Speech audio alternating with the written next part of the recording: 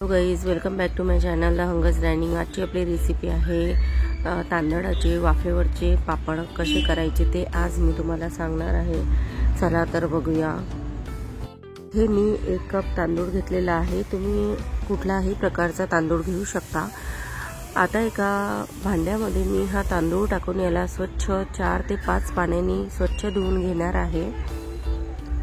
स्वच्छ धुवून घेतल्यानंतर आपल्याला साधारण 7 घंटे हे तांदूळ भिजत घालायचे आहे। तुम्ही रात्री 10ला भिजत घालून तुम्ही सकाळी पण याचा वापर करू शकता। बघू शकता मी रात्री भिजत घातल्यानंतर सकाळी हे तांदूळ छान भिजले आहेत। हे तांदूळ भिजत घातल्यानंतर तुम्हाला मिक्सरच्या भांड्यामध्ये छान बारीक पेस्ट याची करून घ्यायची आहे आणि अगदी थोडंसं 1 चम्मच पाणी घालून तुम्हाला हे वाटून घ्यायचं आहे। अतिशय पातळ हे बॅटर तुम्हाला तयार करायचं नाही, त्यामुळे थोडंसं पाणी कमीच घाला। साधारण 1 चम्मच पाणी तुम्ही यामध्ये घाला आणि याला छान पेस्ट करून घ्या। बघू शकता मिक्सरमध्ये खूप छान बारीक अशी पेस्ट मी याची करून घेतलेली आहे। ही जे तांदळाची पेस्ट मी केली होती ती मी एका बाउलमध्ये इथे काढून घेणार आहे। असाच थिकनेस तुम्हाला या बॅटरचा ठेवायचा आहे। आता यामध्ये आपण चवीपुरते मीठ घालणार आहे। चवीपुरते मीठ तुम्हाला इथे घालायचे आहे आणि 2 सुक्या मिरचीची मी इथे पेस्ट केलेली आहे ड्राय, ती आपल्याला यामध्ये घालायचं आहे। तुम्ही नसेल घालायचं तर तुम्ही स्किप पण करू शकता।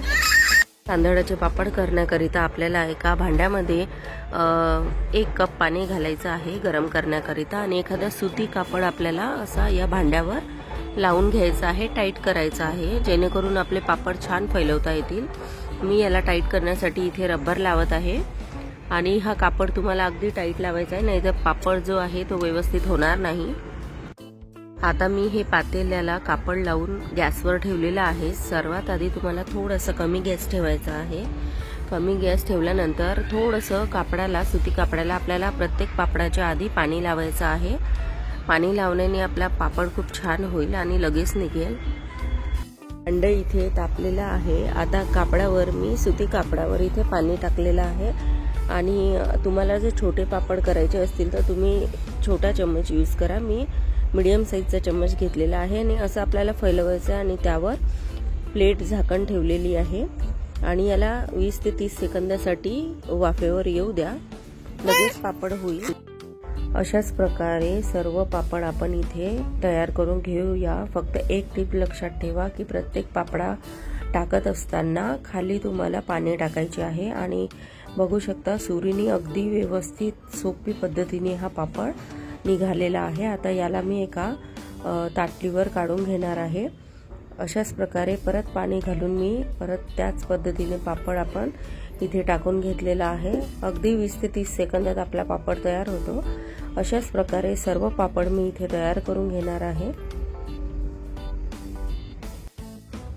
आता थोडा मोठ्या साईजचा पापड मी इथे घालत आहे। साधारण 1 कप तांदळामध्ये 15 पापड तयार झालेले आहेत। तुम्हाला जर छोट्या साईजचे पापड तयार करायचे असतील तर त्याच्या दुप्पट पापड तयार होतील, त्यामुळे तुमच्या हिशोबाने तुम्हाला जसे पापड करायचे आहे तसे तुम्ही करू शकता। एका प्लास्टिकवर मी हे सर्व पापड उन्हामध्ये वाळत घातलेले आहे आणि छान वाळलेले आहे। बघू शकता तुम्ही सर्व पापड इथे वाळलेले आहेत। साधारण 2 ते 3 दिवस तुम्ही हे पापड चांगल्या उन्हामध्ये वाळू द्या, पापड छान फुलतील। आणि जर तुमच्याकडे पापड खार असेल तर तुम्ही थोडासा 2 चुटकी पापड खार पण यामध्ये घालू शकता। आता मी तेल तापायला ठेवलेलं आहे। आपण हा पापड तळून बघणार आहे कसा होतो ते। एक पापड मी इथे तळलेला आहे, बघू शकता खूप छान असा झालेला आहे हा पापड तळून। तुम्हाला जर पातळ फैलवायचा आहे तर तुम्ही थोडंसं कमी बॅटर घेऊन हा पापड फैलवू शकता। कोणाकोणाला पातळ, कोणाला असं जाड असा पापड आवडत असतो, त्यामुळे मी मीडियम साईजचा पापड केलेला आहे आणि सर्व पापड मी इथे तळून घेणार आहे। बघू शकता तुम्ही आणि छान फुललेले आहेत। हे तांदळाचे वाफेवरचे पापड खूप छान खायला लागतात आणि ही रेसिपी खूप सोपी पण आहे। तुम्ही घरी नक्की ट्राय करून बघा आणि काही प्रश्न असतील तर माझ्या कमेंट बॉक्समध्ये विचारू शकता। आणि ही रेसिपी तुम्हाला आवडली असेल तर माझ्या चॅनलला लाईक शेअर आणि सबस्क्राईब नक्की करा. थँक्यू.